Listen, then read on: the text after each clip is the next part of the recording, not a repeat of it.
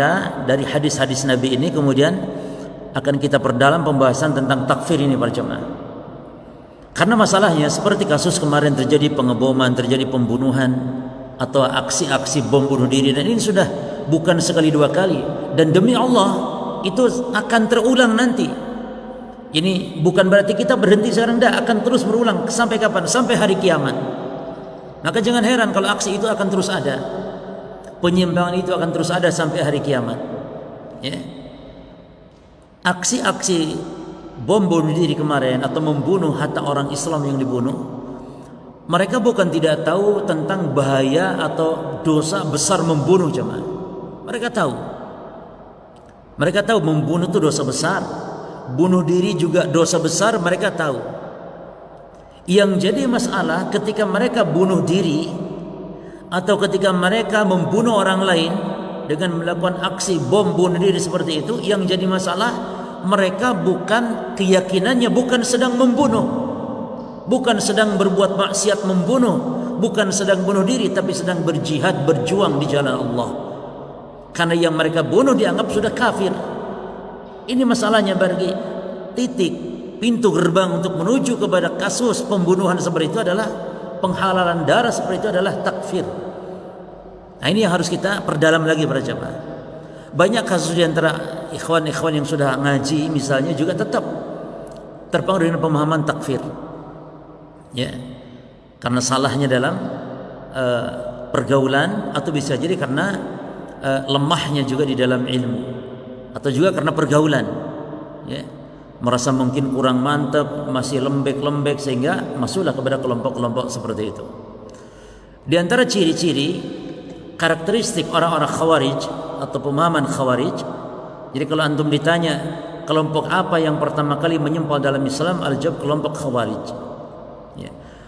Rasul SAW mengatakan dalam hadis yang diriwayatkan oleh Ali bin Abi Thalib, lihat hadis Khawarij, yang Khawarij ini mengkafirkan Ali bin Abi Thalib. Ali justru meriwayatkan hadis ini tentang sifat mereka.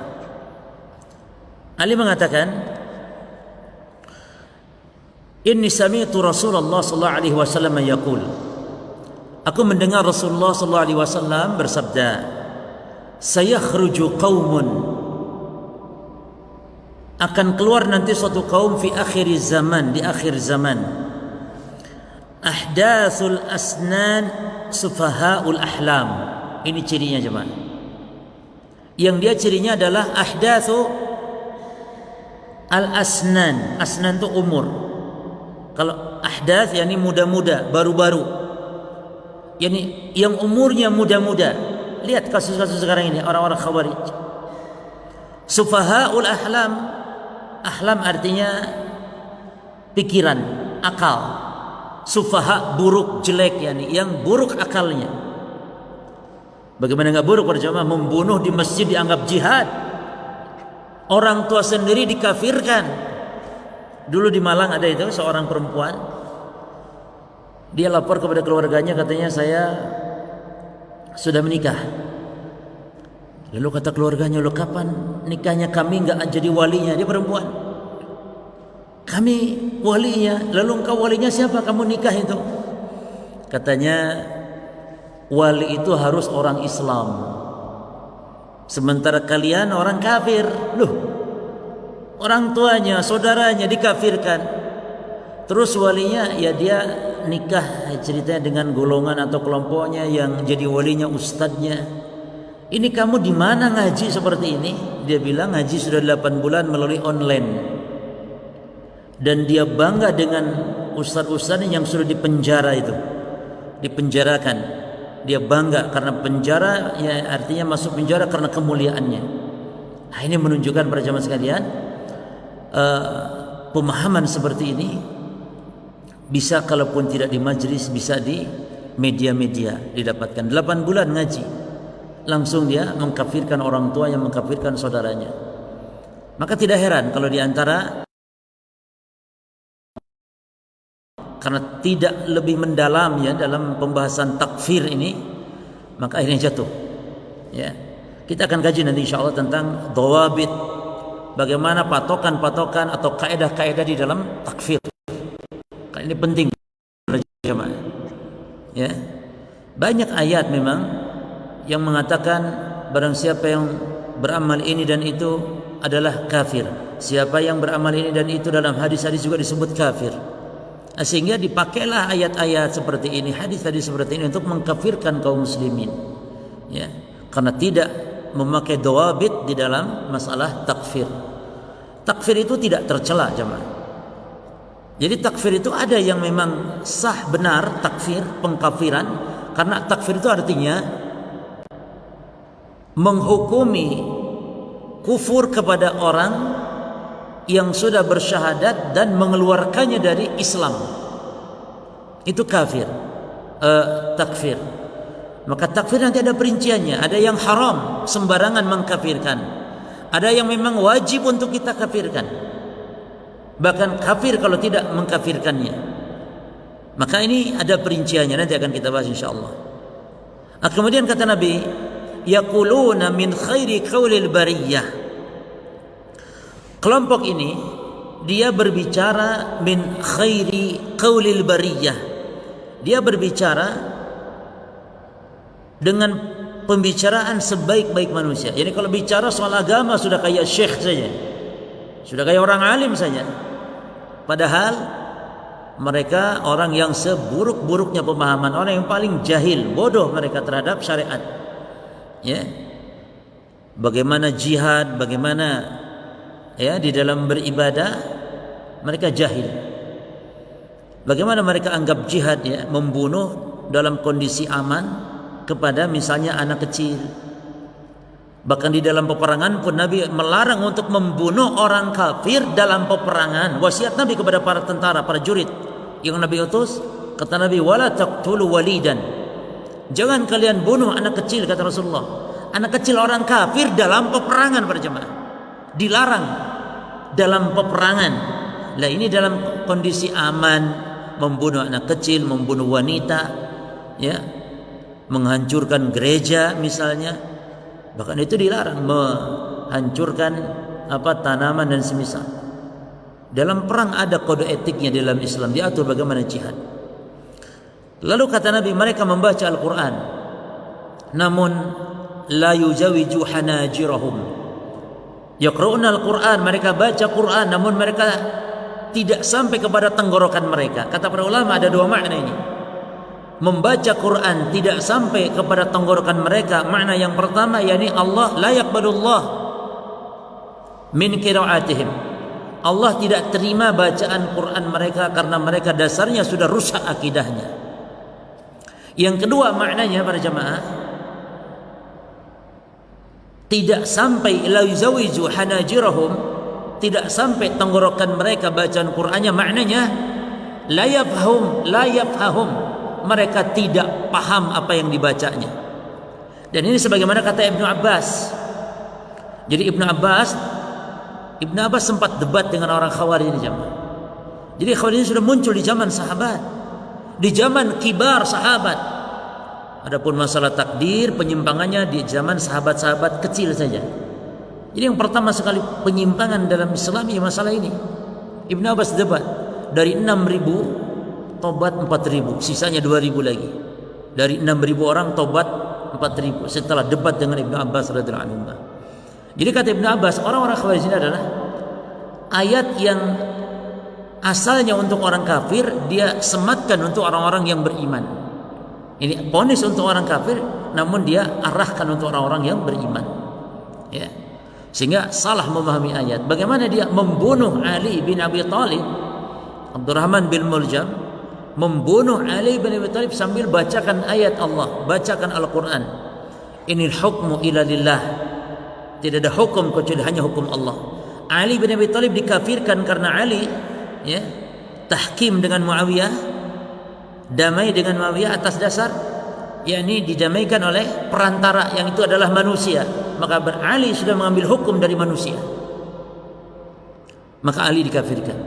Namun masya Allah para jamaah, ahli sunnah termasuk Ali bin Abi Thalib, para sahabat, mereka tidak mengkafirkan orang-orang Khawarij tersebut. Padahal mereka mengkafirkan Ali. Namun Ali tidak sebaliknya mengkafirkan. Namun Ali memerangi mereka bukan karena mereka kafir. Perhatikan ini, Ali bin Abi Thalib memerangi orang-orang Khawarij bukan karena Khawarij kafir, tapi karena mudaratnya kalau dibiarkan, karena mereka membunuh orang-orang Islam.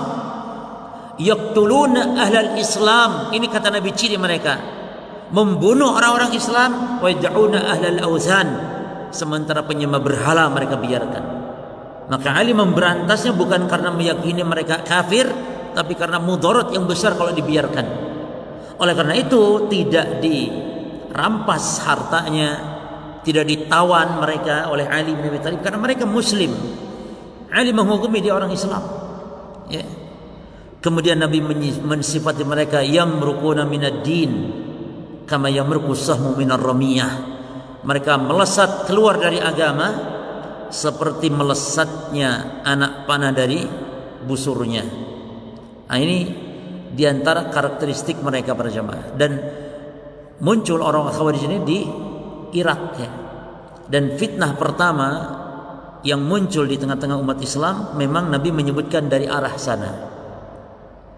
Seperti dalam hadis Salim bin Abdullah dari Ibnu Umar, ya, meriwayatkan tentang sabda Nabi sallallahu alaihi wasallam bahwa fitnah itu taji'u min hahuna. Kata Nabi, fitnah itu akan munculnya pertama kali dari arah sana, kata Nabi. Dan Nabi berisyarat wa auma'a biyadihi nahwal masyriq, dan Nabi berisyarat ke arah timur, yang dalam hadis lain disebut Najd. Jadi Najd yang dimaksud berjamaah oleh Nabi dalam hadis, Najd artinya daerah Irak dan yang sekitarnya, itu Najd yang dimaksud. Bukan Najd yang dikenal sekarang, yaitu kota Riyadh Saudi Arabia dan sekitarnya, itu juga disebut Najd itu. Jadi kalau Hijaz itu Mekah Madinah, itu Hijaz. Kalau Najd kota yang Riyadh dan sekitarnya, tempat kelahiran Syekhul Islam Muhammad ibn Abdul Wahhab rahimahullah. Sehingga musuh-musuh dakwah dari kalangan ahli bid'ah itu mengatakan Syekh Muhammad bin Abdul Wahhab itu katanya fitnah tanduk setan yang disebutkan Nabi dari arah Najd katanya. Ini keliru jemaah. Nabi menyebut fitnah yang pertama kali muncul dari arah timur dan Riyadh, bukan timur Madinah. Makanya Najd yang dimaksud adalah Irak berdasarkan hadis ini. Yani haitsu yatlu'u qurna syaitan. Yani tempat di mana munculnya dua tanduk syaitan, kata Nabi. Maksudnya Irak dan sekitarnya, termasuk Iran dan sekitarnya. Makanya nanti muncul Dajjal dari mana? Di akhir zaman. Keluarnya Dajjal di akhir zaman dari Asbahan, yang mana itu adalah tengah kota Iran. Jadi semua kerusakan-kerusakan, penyimpangan, kekufuran, kebid'ahan itu muncul dari arah timur sana. Termasuk di antara fitnah Khawarij, ya. Jadi orang Khawarij ngumpulnya di Irak. Maka disitulah fitnah pertama kali terjadi. Kemudian para jamaah sekalian, Al-Hafidz Ibnu Hajar mengatakan tentang fitnah Khawarij ini. Beliau mengatakan wa'adhumal bala'u bihim, mereka merupakan bencana yang sangat besar menimpa umat Islam ini. Jadi di antara kelompok yang paling merusak Islam adalah Khawarij. Mereka membunuh umat Islam, membunuh orang kafir secara serampangan, sehingga yang membuat rusaknya ada image rusaknya ajaran Islam dengan image yang buruk akibat ulah mereka para jemaah. Sehingga kesempatan bagi iblis untuk mengompor-ngompori orang-orang yang memang jauh dari agama, untuk menuduh orang-orang yang soleh berpegang agama itu dianggapnya teroris. Ini muncul daripada ulah para orang-orang Khawarij ini. Orang yang iltizam kepada agama, yang komitmen di atas agama ini, yang rajin di atas agama ini, dituduhnya orang fundamentalis, orang-orang Khawarij, orang-orang radikal dan semisal. Mereka tidak sadar para jemaah, dengan mudahnya nuduh radikal adalah itu juga sebuah keradikalan itu. Ya, nuduh sembarangan radikal itu bentuk radikalisme itu. Menuduh tanpa bukti lagi. Bahwa katanya pintu masuk terorisme adalah Wahabi Salafi katanya. Ini Salafi Wahabi sing yang gang berapa ini maksudnya ini? Wong kita jangankan untuk menumpahkan darah seperti itu, demonstrasi saja kita haramkan. Jangankan menyelutkan bom, menyulut rokok saja kita haramkan, menyulut rokok jemaah. Enggak ada di antara ulama-ulama salafi yang mengatakan makruh merokok itu. Semuanya ulama salafi sepakat merokok hukumnya haram. Bagaimana menyulut bom di gereja yang dituduhkan kepada katanya salafi wahabi. Oleh karena itu, menuduh sembarangan radikal kepada saudara kaum muslimin ini bisa kembali kepadanya, dan nanti ada pembahasan tentang takfir jemaah. Tidak boleh kita sembarangan menuduh seseorang ya kufur, seseorang ahli bid'ah, seorang ahli fasik dan semisalnya. Jadi fitnah yang sangat besar mereka ini. Kata Ibnu Hajar rahimahullah, fa'abtalu rajma taib wa tawassa'u fi mu'taqadihimul fasid. Dan mereka meluas ya, yakni menebarkan keyakinannya yang rusak, yakni semakin meluas keyakinan orang Khawarij ini, ditebarkan di tengah-tengah umat ini.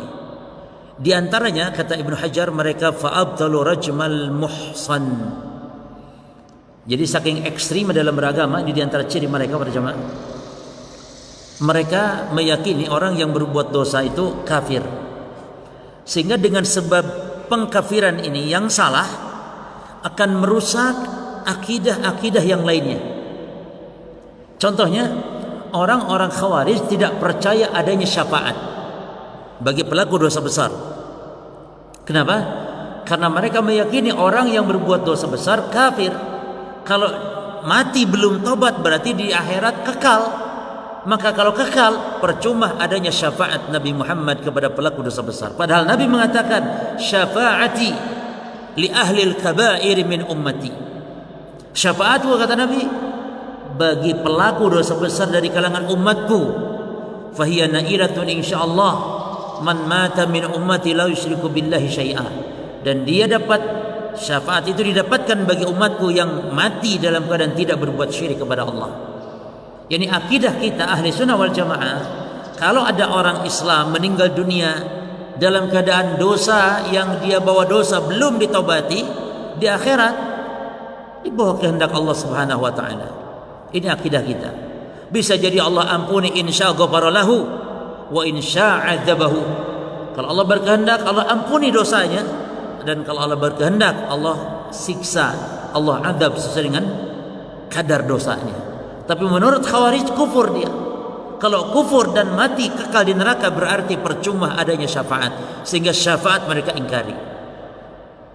Apalagi yang mereka ingkari? Hukum rajam. Lihat di sini kata Al-Imam Ibnu Hajar. Beliau mengatakan wa abtalu rajmal muhsan.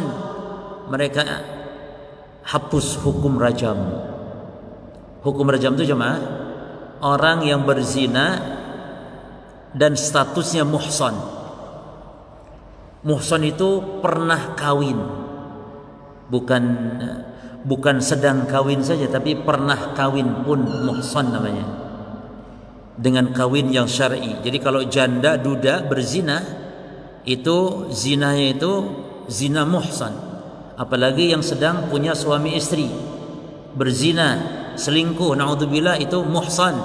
Itu hukumannya dirajam, dilempari oleh batu sampai mati. Dan jangan batu yang besar jemaah. Kalau batu besar langsung mati keenakan. Jangan pula batu yang kecil kerikil, nggak mati-mati nanti. Batu yang sedang, ya, lempari sampai mati. Nah, orang yang seperti ini ketika dihukum rajam, di akhirat dia nasibnya apa? Kafaratun lah. Dia sebagai kafarat, dibebaskan dari azab oleh Allah karena sudah dihukum di dunia.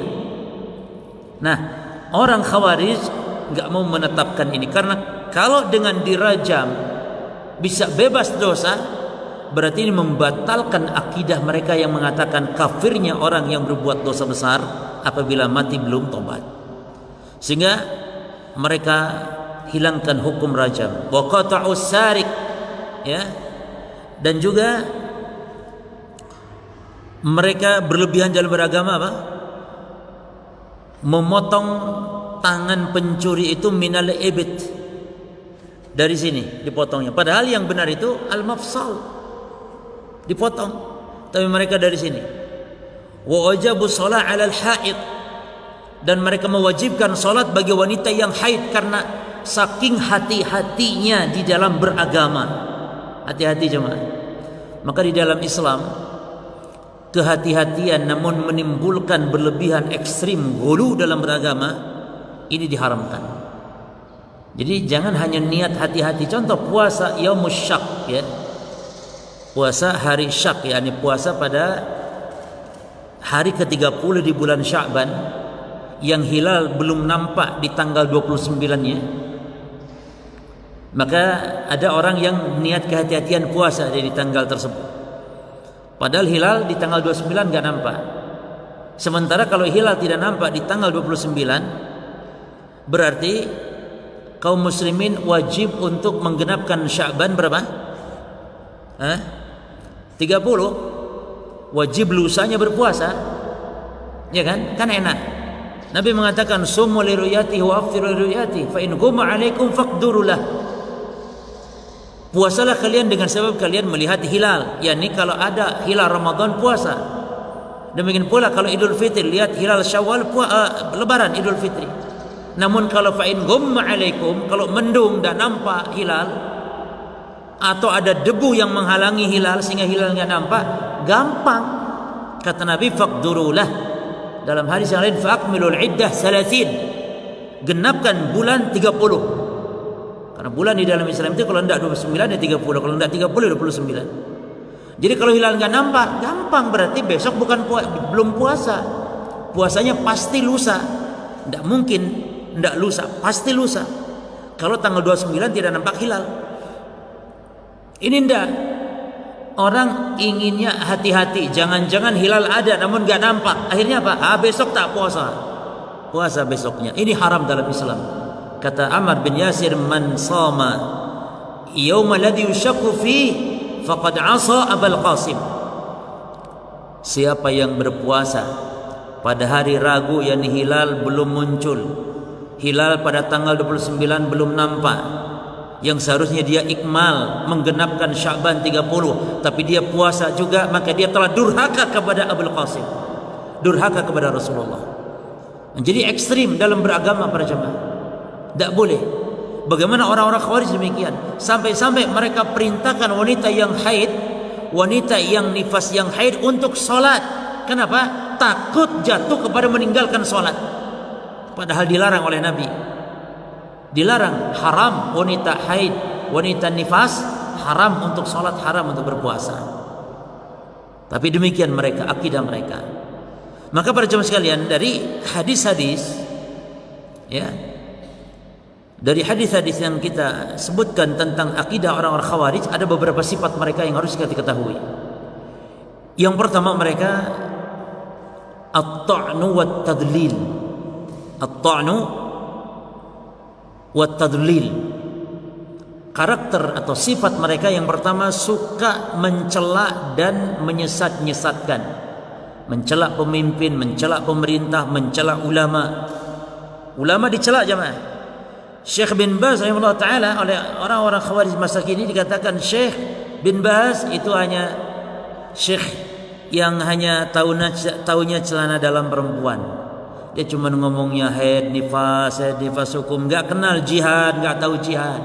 Orang jahil katanya, syekh, ulama. Ya, mereka ini aneh jemaah. Kalau masalah salat, mereka pakai kitab Syekh Albani. Urusan ibadah, urusan solat, ya, pakai ulama-ulama ahli sunnah. Giliran urusan jihad, seolah-olah ulama ahli sunnah ini enggak paham jihad katanya. Dia pakai buku-bukunya apa?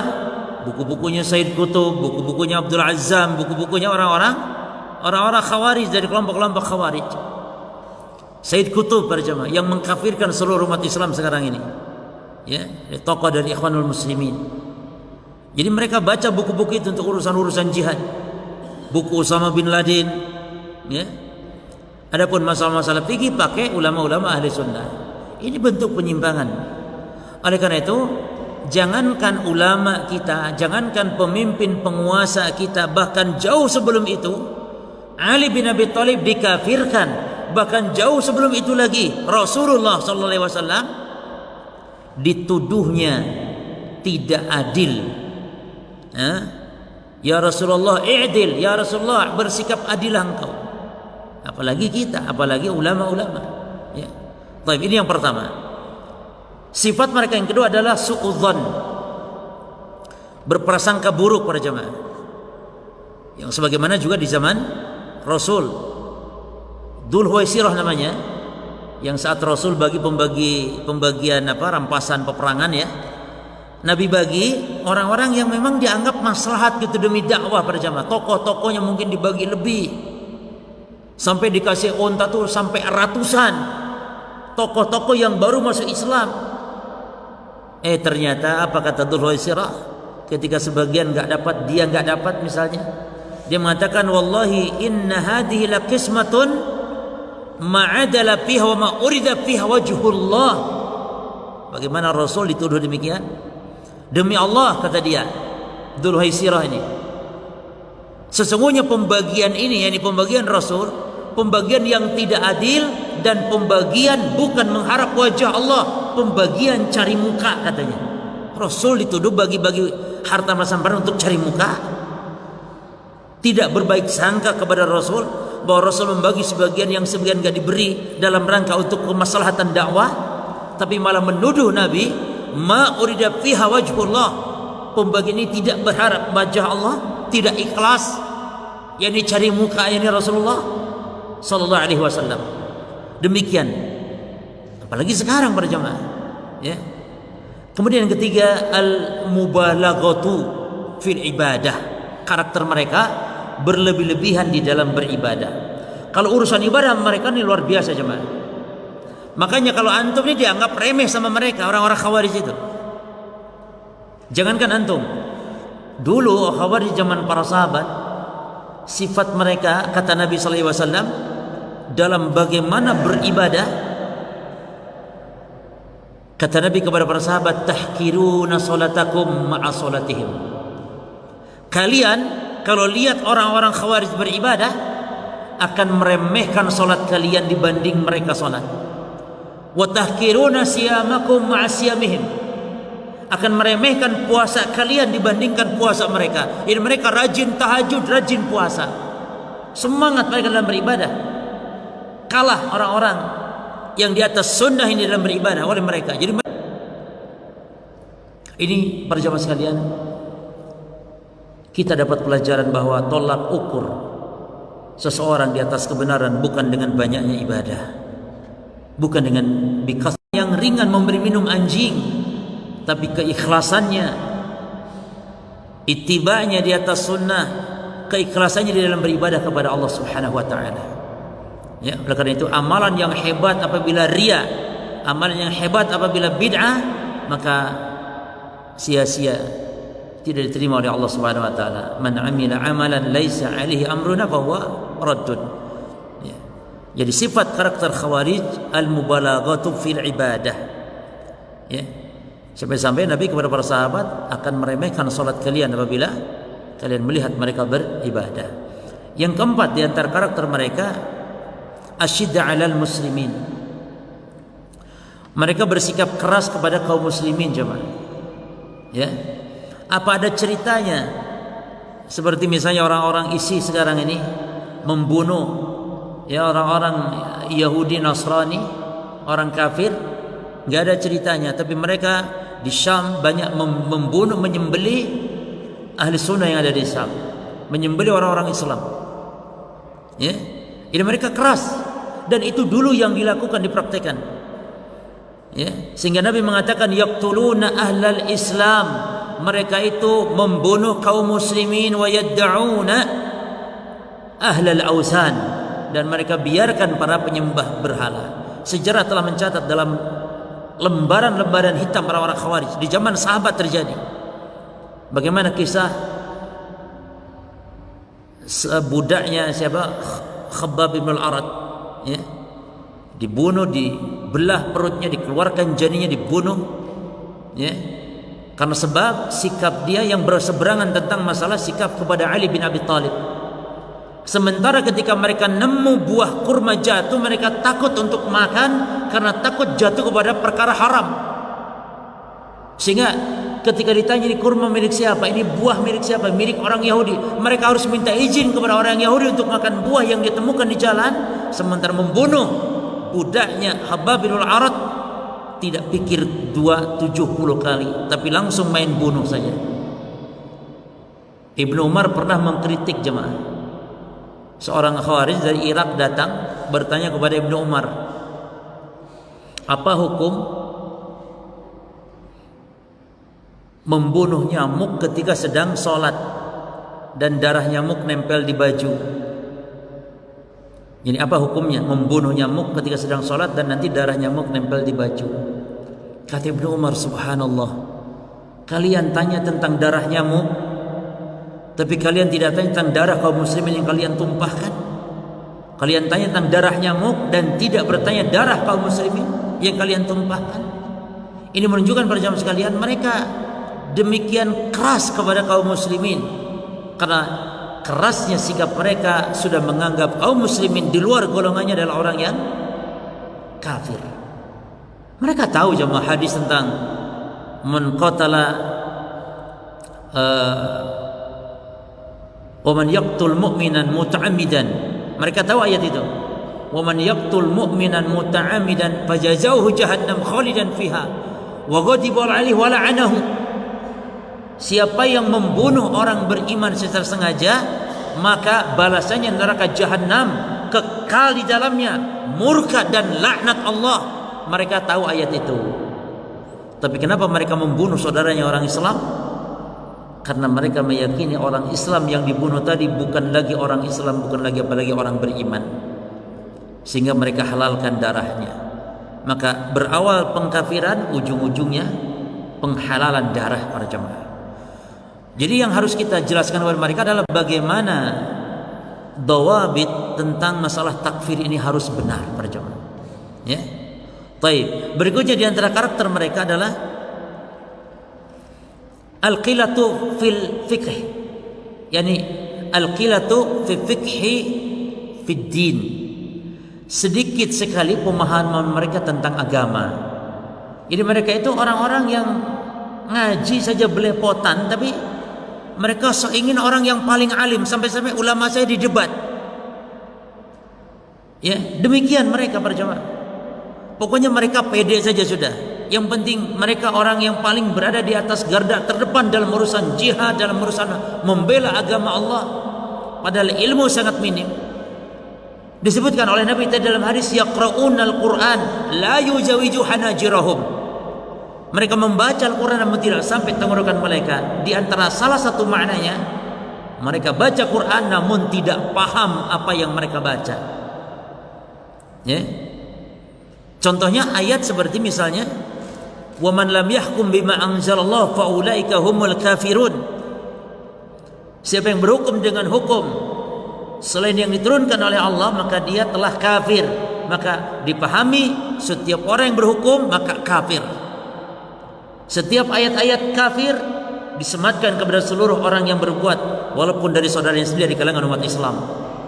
Jadi orang-orang Khawarij ini dinamakan pula kaum Wa'idiyah namanya.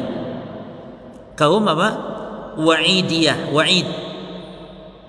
Yani kaum yang berpegang dengan ayat-ayat Wa'id, dengan hadis-hadis Wa'id, dengan dalil-dalil Wa'id, dan mengabaikan ayat-ayat hadis-hadis lawannya dari Wa'id, yaitu Al-Wa'd. Hadis-hadis, dalil-dalil, ayat-ayat tentang ancaman-ancaman Allah saja yang mereka pegang. Siapa yang berbuat ini kafir, kafir, kafir, kafir, kafir. Itu yang mereka pegang. Neraka, neraka, neraka, jahanam, jahanam, jahanam. Itu yang mereka pegang. Sementara ayat-ayat tentang ampunan Allah, tentang ayat-ayat ampunan Allah, rahmat Allah, tentang ayat-ayat orang yang mengatakan ini akan masuk surga, itu mereka abaikan. Makanya ada dua kubu dalam masalah ini jemaah ya. Yang satu kubu yang ekstrim berpegang dengan ayat-ayat wa'id, yang satu lagi kubu berpegang dengan ayat-ayat wa'ad, wa'ad janji Allah, yaitu kaum Murji'ah namanya. Jadi kalau orang-orang Khawarij pegangnya dengan ayat-ayat ancaman neraka, pokoknya neraka, neraka, neraka, kafir, kafir, kafir. Yang satu lagi Murji'ah ini, dia berpegang dengan ayat-ayat janji Allah, surga, surga, surga. Pokoknya walaupun apapun amalannya asal ada iman, surga. Man qala la ilaha illallah dakhala al-jannah. Ini yang dia pegang. Siapa yang mengatakan la ilaha illallah, surga. Iya, walaupun berzina, walaupun berzina, surga aja. Surganya bagaimana? Tingkat tinggi. Kenapa? Karena dosa enggak ngaruh apabila sudah ada iman. Pokoknya surga, surga, surga, surga. Ini keliru dua. Makanya yang tengah-tengah adalah ahli sunnah wal jamaah. Kita mengatakan orang yang berbuat dosa, dia tetap mukmin selama dosa itu bukan kekufuran, bukan kesyirikan. Mukmin, dia tetap muslim, mukmin, namun berkurang apanya? Berkurang apanya? Imannya. Di akhirat bagaimana? Di dunia mukmin yang berkurang imannya, dan di akhirat di bawah kehendak Allah. Insya adabahu wa insya ghafara lah. Kalau Allah berkehendak, Allah ampuni. Kalau tidak, Allah siksa sesuai dengan dosanya. Menurut Murji'ah dan menurut Khawarij lain. Makanya berjamaah, sikap terhadap pelaku dosa besar manusia terbagi 4 golongan. Golongan yang pertama, golongan Khawarij namanya.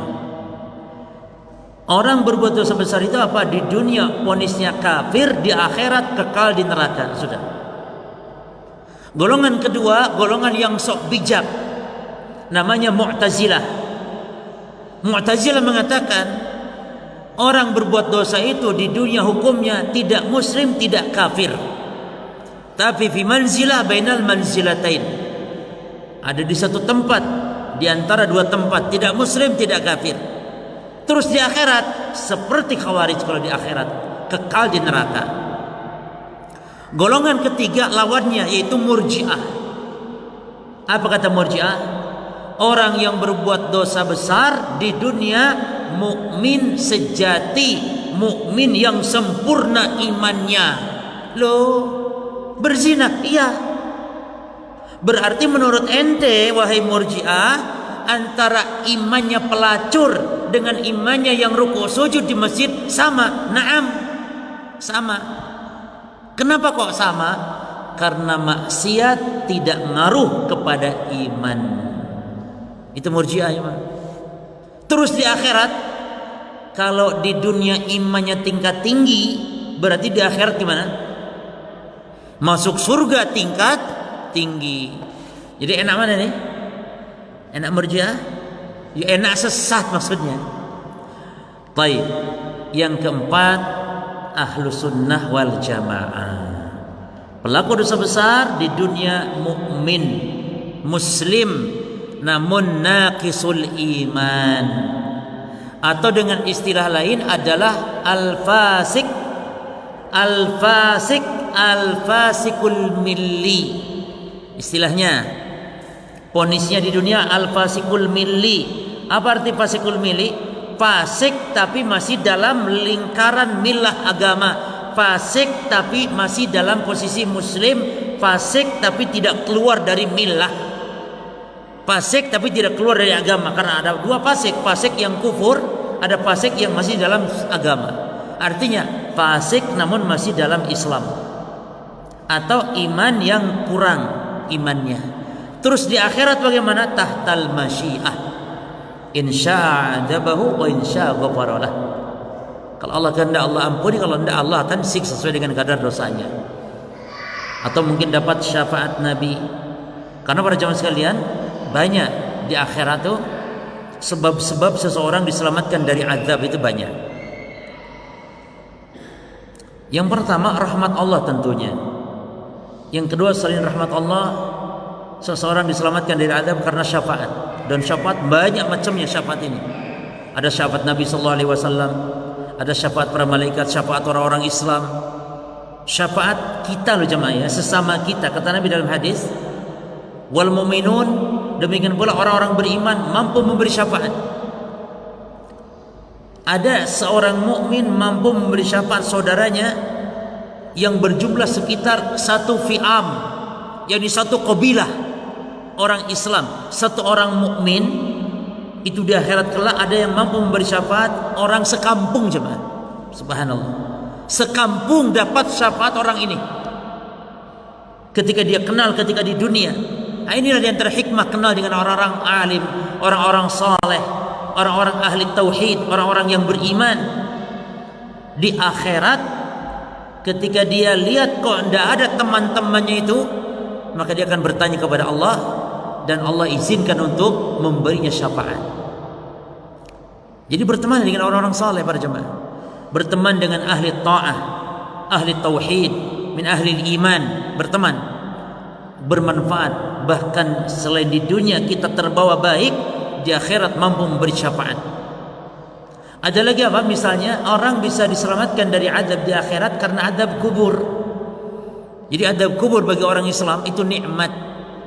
Di balik azab ada nikmat. Apa itu jemaah? Ada orang yang diselamatkan dari azab api neraka jahanam karena sebab sudah diambil azabnya saat di alam barzakh. Ya tapi jangan ngomong oh, biar saya bebas di akhirat, jangan. Kita berdoa kepada Allah minta dibebaskan azab fid dunya wal akhirah. Kita minta surga yang tertinggi, surga Firdaus. Fa idza sa'altumuh fas'alul firdaus fa inna 'alal jannah wa asatul jannah.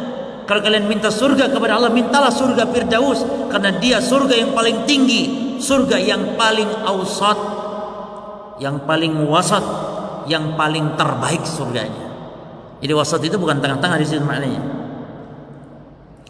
Wasat itu bisa makna tengah-tengah, bisa makna al-khair yang terbaik, dan bisa maknanya al-adil, adil. Itu wasat. Maka umat Islam umat yang wasat, bisa makna umat terbaik, bisa makna umat tengah-tengah, tidak ekstrim kiri ekstrim kanan, dan bisa umat Islam wasatiyah maknanya umat yang paling adil. Itu juga dalam bahasa agama wasat tiga makna itu ada jemaah. Seperti Nabi misalnya wasat maknanya tengah-tengah. Nabi kalau menyolatkan, karena Nabi SAW idza shalla ala janazati imra'ah, Nabi kalau salat jenazah perempuan fa waqafa fi awsatiha, maka Nabi berdiri di tengah-tengahnya. Wasatnya ini tengah-tengah, ya. Baik, contoh wasat misalnya artinya apa? Adil.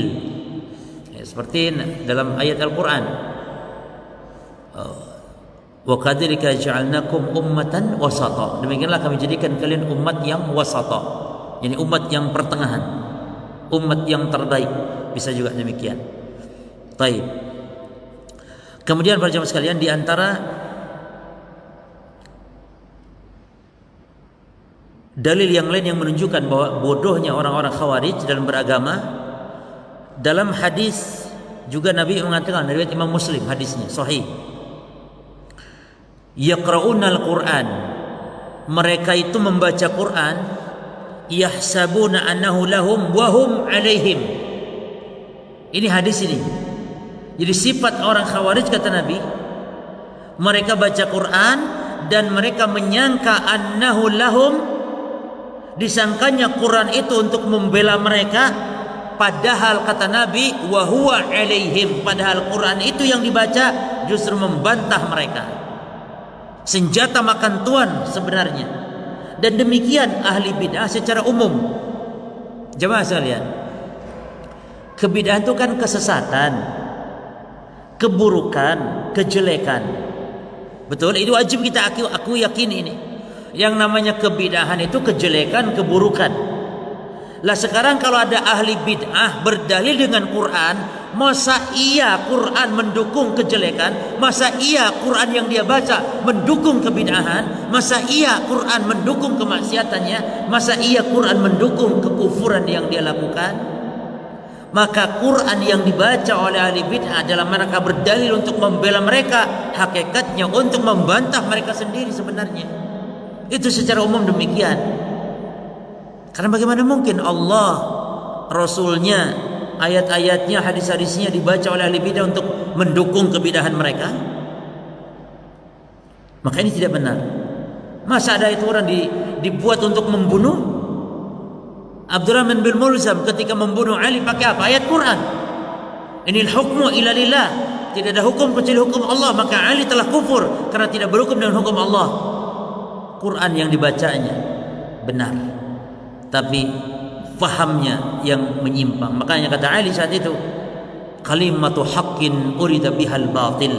Kalimat yang dibaca benar namun yang dipahaminya batil. Ya. Lalu yang keenam di antara karakter mereka adalah tadi muda-muda usianya.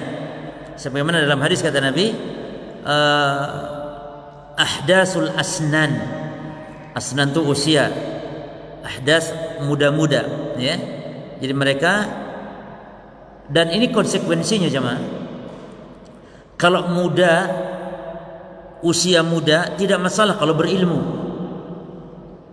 Makanya dalam hadis digandengkan antara usia muda dengan sufahaul ahlam. Perhatikan jamaah hadisnya.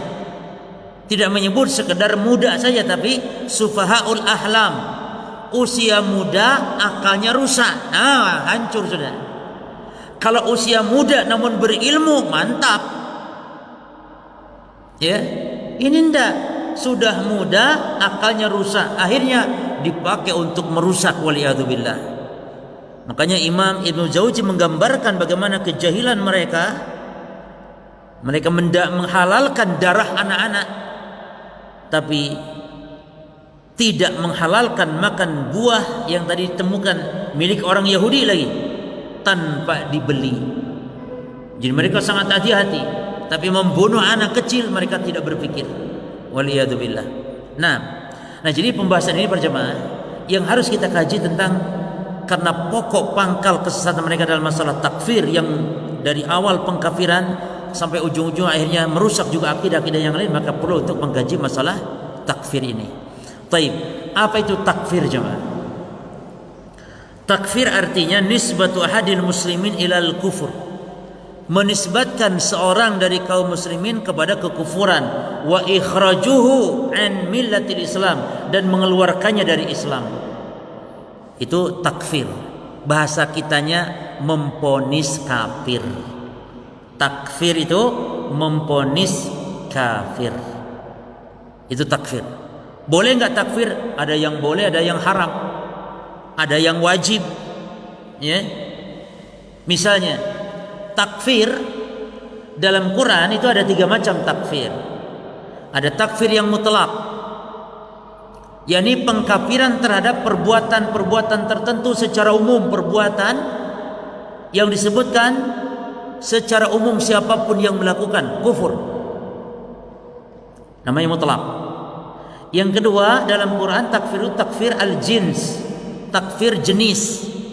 yakni Al-Quran mengkafirkan golongan dari jenis manusia, seperti mengkafirkan golongan Yahudi, seperti mengkafirkan golongan Nasrani.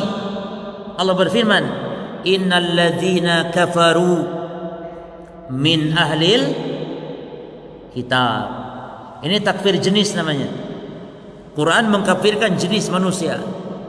Nah, kita boleh mengkafirkan sebagaimana yang dikafirkan oleh Quran. Dan Al-Quran yang ketiga, bentuk pengkafirannya di Quran takfir al-muayyan, takfir secara personal. Maka kita wajib mengkafirkan secara personal tersebut sebagaimana dikafirkan oleh dalil. Contohnya Al-Quran mengkafirkan Abu Lahab, Al-Quran mengkafirkan Fir'aun dan semisalnya. Ya.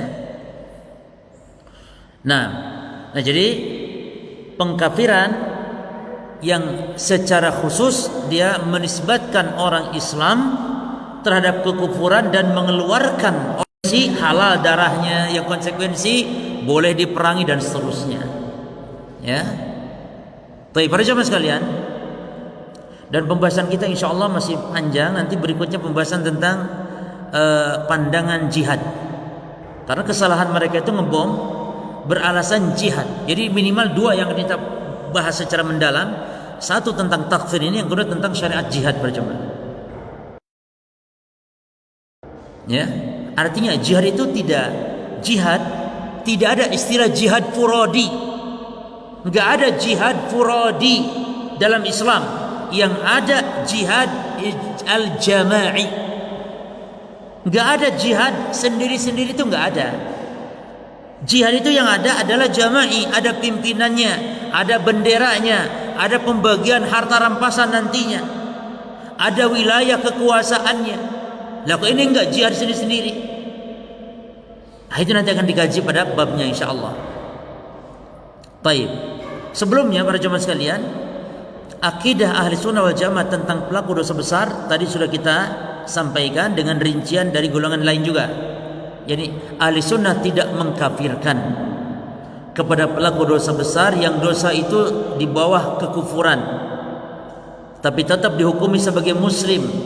Namun yang berkurang imannya, atau orang disebut fasik namun fasikul milli, fasik yang masih dalam koridor, dalam lingkar agama, dan di akhirat di bawah kehendak Allah, bisa jadi masuk surga dengan sebab ampunan Allah, atau bisa jadi masuk neraka dengan sebab dosanya, karena Allah tidak memberikan ampunannya. Namun tetap tidak kekal walaupun harus masuk neraka. Jelas ya? Walaupun masuk neraka. Nah, kemudian untuk mengenal tentang masalah takfir ini, ada beberapa kaedah yang harus kita perhatikan secara umum sebelum nanti kita jelaskan kaedah yang rincinya. Kaedah umum dalam masalah takfir para jemaah. Yang pertama,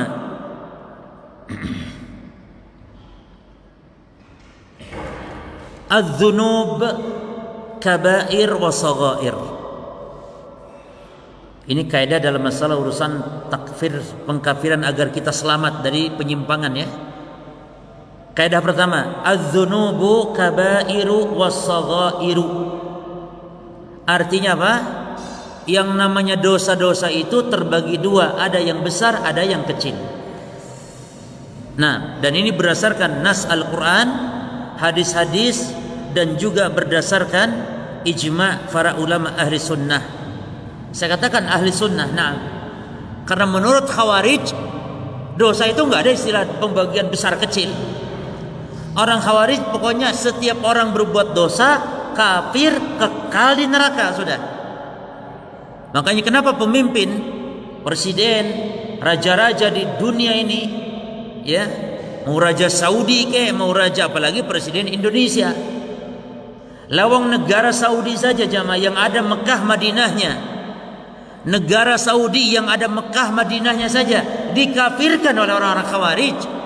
Raja Saudi yang melaksanakan syariat Islam sekarang ini di muka bumi, nggak ada negara yang melaksanakan syariat kecuali Saudi Arabia dengan berbagai kekurangannya tentunya, itu saja dikafirkan, apalagi negara Indonesia dan presidennya yang ada apa di sini? Di situ ada Mekah, ada Madinah, ada Masjid Haram, ada Masjid Nabawi. Di Indonesia punya apa? Candi Borobudur, Candi Prambanan. Ya, yang kata mereka ini adalah apa? Tempat-tempat peribadatan kekufuran. Lebih pantas menurut mereka untuk lebih dikafirkan lagi. Ya. Jadi mereka enggak memandang dosa ada dua. Dosa semua, pokoknya semua dosa kufur. Hanya satu bentuk dosa. Enggak ada besar kecil. Makanya pemimpin yang melaksanakan hukum yang bukan hukum Allah, mereka hukumi bukan dosa lagi tapi kafir. Dan semuanya rakyat Indonesia yang tidak mengkafirkan pemimpinnya pun dikafirkan pula, ibu bapaknya pun dikafirkan pula. Demikian mudahnya. Dan bahaya kafir jemaah, kalau sekedar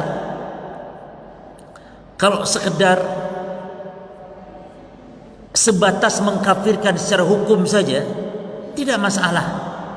Namun bahayanya ini adalah mereka juga meyakini harus tegak konsekuensinya. Apa konsekuensinya? Kalau kafir berarti konsekuensinya halal darahnya, halal hartanya. Ini yang bahaya jemaah. Kalau sekedar kafir nggak masalah, sesat wis, disesatkan orang sesat nggak masalah, diradikalkan orang radikal nggak masalah. Disesatkan orang saja masalah. Tapi bukan hanya itu, di balik itu konsekuensi dia akan terapkan halal darahnya. Waliyadzubillah.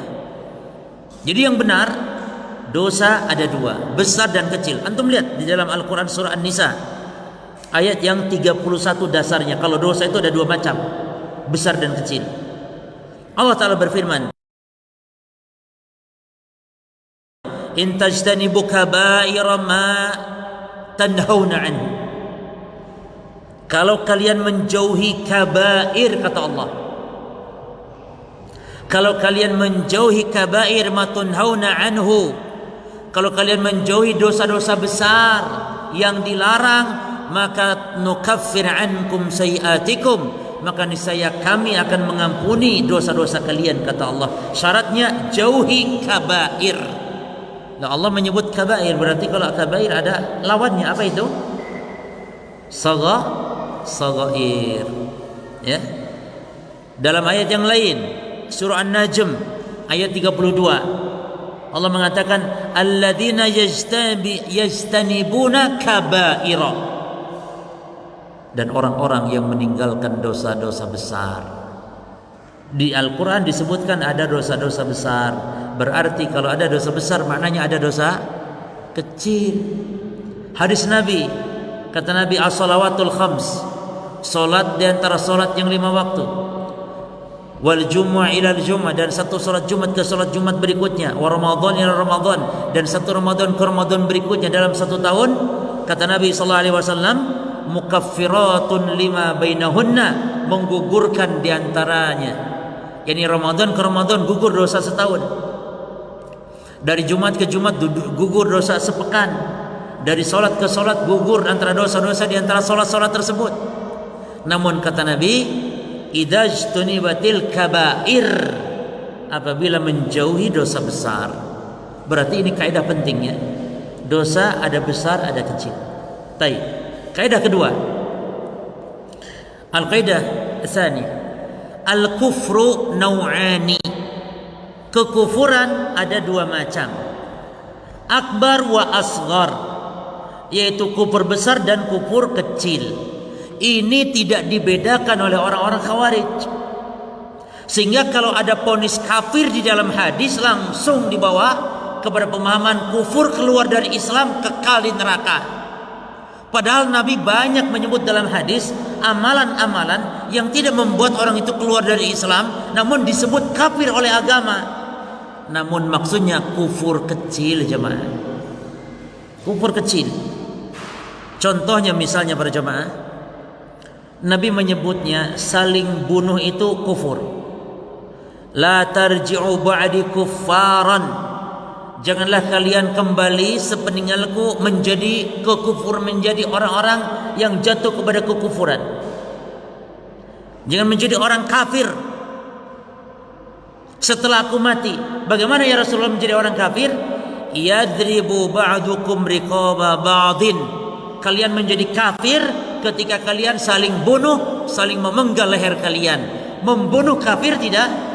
Tidak kafir. Tak lalu vonis kafir dalam hadis kufur kecil, jemaah. Kufur kecil. Makanya dalam ayat wa man lam yahkum bima anzalallahu fa ulaika humul kafirun. Siapa yang berhukum dengan hukum selain Allah, maka dia hukumnya apa? Kafir. Maksudnya kufur kecil. Dan ada perinciannya, orang yang berhukum dengan hukum selain hukum Allah, ada perinciannya, tidak langsung kafir, tidak. Orang yang berhukum dengan hukum Allah selain Allah, seperti hukum-hukum, jika dia meyakini hukum Allah lebih baik,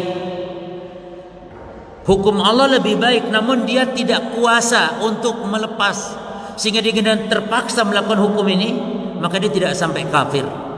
Yang sampai kafir itu kalau dia berhukum dengan hukum selain hukum Allah dan meyakini hukum selain Allah dia lebih baik atau setara, sama saja dengan hukum Allah, atau meyakini halalnya berhukum dengan hukum selain Allah tersebut, baru dia dihukumi kafir.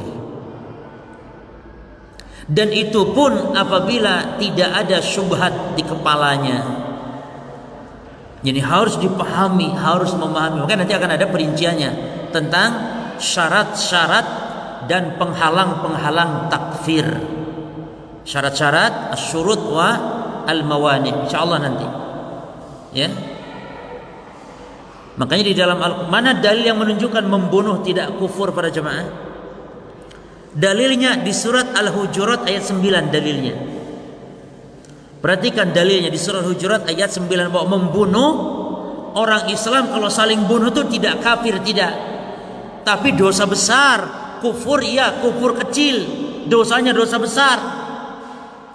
Ayatnya kita baca. Allah mengatakan, wa in ta'ifatani minal mu'minina iqtatalu. Kalau ada dua golongan orang-orang beriman saling berperang, saling bunuh, kata Allah, maka Allah mengatakan fa aslihu bainahuma. Maka kata Allah Subhanahu wa taala, damaikanlah di antara keduanya. Ya. Kemudian di situ Allah menyebutkan bahwa orang ini yang berperang saling perang tadi Allah masih menyebutnya sebagai saling saudara, jemaah. Sebagaimana dalam hadis kata Nabi, perhatikan kata dalam hadis.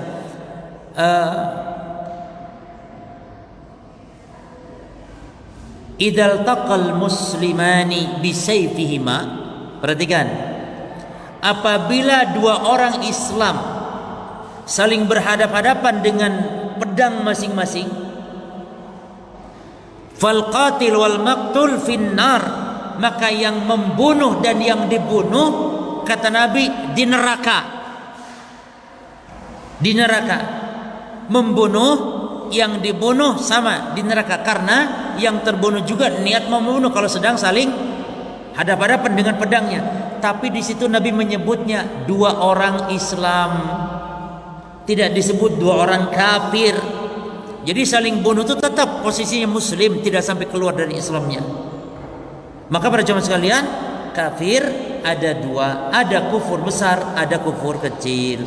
Kaidah yang ketiga, tafawutul bid'ah.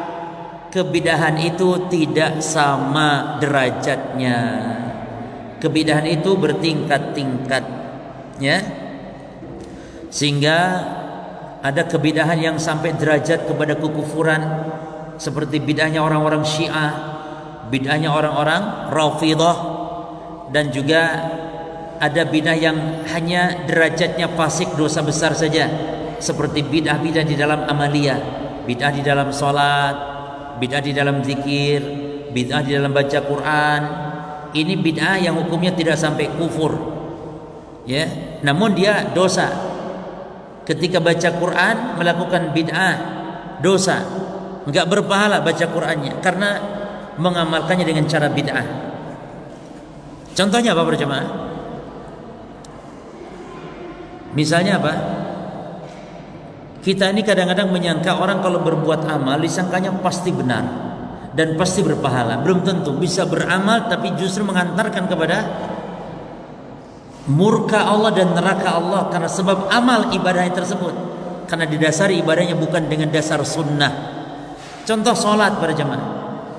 Imam Nawawi rahimahullah, beliau berbicara tentang solat raghaib, solat malam Jumat pertama di bulan Rajab, 12 rakaat antara maghrib dan isya, dengan solat yang satu lagi alfiyah namanya, yaitu solat di malam nisfu Sya'ban, jumlahnya 100 rakaat, setiap rakaat baca qulhu 10 kali.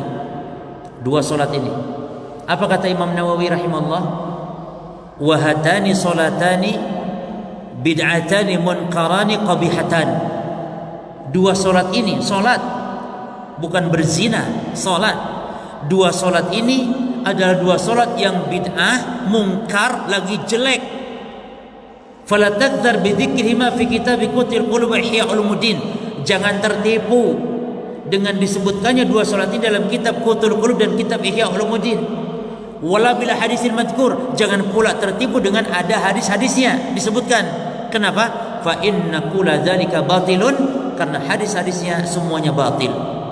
Padahal solat, tapi disebut bid'ah, munkar, jelek. Munkar itu dosa.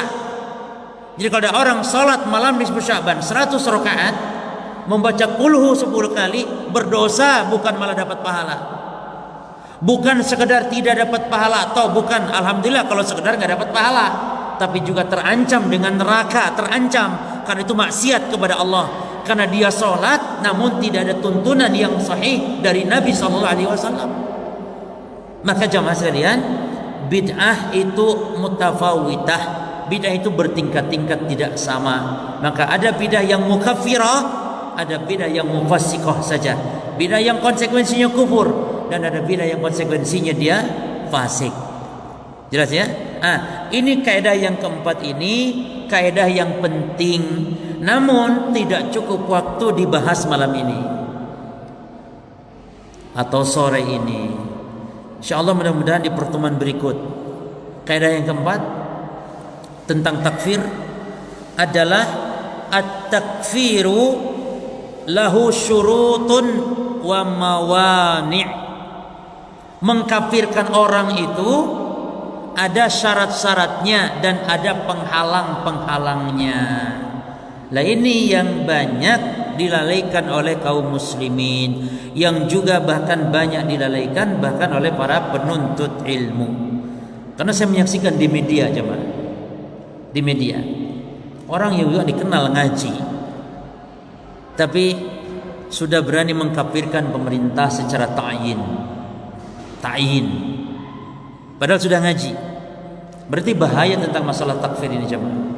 Jangan dianggap remeh, jangan dianggap ini materi-materi usang ini. Tidak, materi takfir ini materi yang akan terus update, untuk harus senantiasa kita ingatkan manusia dari pengkafiran secara serampangan para jemaah. Ini gegabah ya, serampangan di dalam pengkafiran.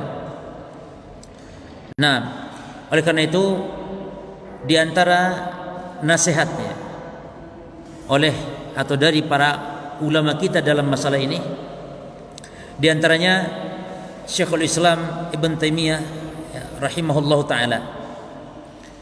Syekhul Islam mengatakan tentang masalah ini, dan beliau bawakan nasihat ini setelah beliau sampaikan beberapa hadis-hadis tentang tidak boleh sembarangan dalam mengkafirkan. Nabi mengatakan misalnya, la yarmi rajulan bil fusuki wala yarmi bil kufri. Tidaklah seseorang memponis saudaranya, memponis orang lain dengan memponis fasik atau memponis kafir, illar taddat alaihi, kecuali akan kembali kepada yang memponisnya. Jadi tidak boleh sembarangan memponis kafir, jemaah. Idza qala rajul li akhihi ya kafir faqad ba'a bihi ahaduhuma. Siapa yang mengatakan kepada saudaranya wahai kafir, ya kafir, yakni memponis kafir, maka sungguh dia akan kembali kepada salah satunya. Ini menunjukkan tidak boleh serampangan dalam memponis kafir. Dan suatu catatan penting di sini, Pak.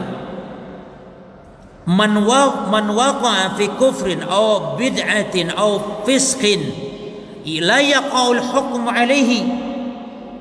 Sesuai dengan kaidah tadi. Siapa yang jatuh kepada kekafiran, siapa yang jatuh kepada kebid'ahan, siapa yang jatuh kepada kefasikan, fala yaqa'ul hukmu alaihi, maka tidak harus dia diponis orangnya musyrik, kafir, mubtadi, tidak harus. Kenapa? Hatta tawaffar syurut wa tantafil mawani', sehingga harus terpenuhi syarat-syaratnya dan tidak ada penghalangnya. Jadi orang bisa jatuh mungkin kepada kekufuran, tapi tidak serta-merta orang itu kita hukumi kafir. Tidak seperti akidahnya orang-orang Khawarij pada jemaah. Ya. Dan itu nanti akan kita perdalam pada pembahasannya insyaallah taala. Kemudian juga akan kita bahas tentang masalah syariat jihad yang benar. Karena bahayanya seseorang memahami agama yang salah dan keliru, yang disebut dengan bid'ah tersebut para jamaah. Kebid'ahan itu bisa menyebabkan menghalalkan darah dengan sebab kebid'ahan tersebut. Kata para ulama salaf kita menyebutkan, ya, idza ibtada'a bid'atan, apabila seseorang yang jatuh kepada suatu kebid'ahan, ya, maka dia akan menghalalkan darah. Tolong dicatat, dari Abu Kilabah namanya. Abu Kilabah mengatakan, "Mabtada'a rajulun bid'atan." Tidaklah seseorang berbuat satu bid'ah illa istahalla as-sayfa, kecuali dia nanti akan menghalalkan darah. Bid'ah. Bid'ah siapa? Orang-orang Khawarij ini. Makanya para jamaah sekalian, mustahil ya kalau dia ahli sunnah bisa melakukan hal seperti ini. Mustahil. Tapi justru orang melakukan pembunuhan, bom bunuh diri atau terorisme dan aksi-aksi semacam itu bermula dari kebidahan-kebidahan dalam agama. Bermula dari bid'ah para jamaah. Makanya bahaya bid'ah ini. Ya. Dan alhamdulillah kemarin yang tertangkap di Bandung itu rumahnya, antum lihat di YouTube ya, rumahnya itu ada gambar apa di situ? Ada gambar Syekh Abdul Qadir Jailani, yang itu mustahil seorang salafi manjang gambar seperti itu. Hah? Maghrib, baik. Demikian para jemaah. Alhamdulillah, mungkin kita lanjut pada kesempatan yang lain. Wallahu ta'ala alam. Subhanakallahumma bihamdika asyhadu an la ilaha illa anta astaghfiruka wa atubu ilaik. Assalamualaikum warahmatullahi wabarakatuh.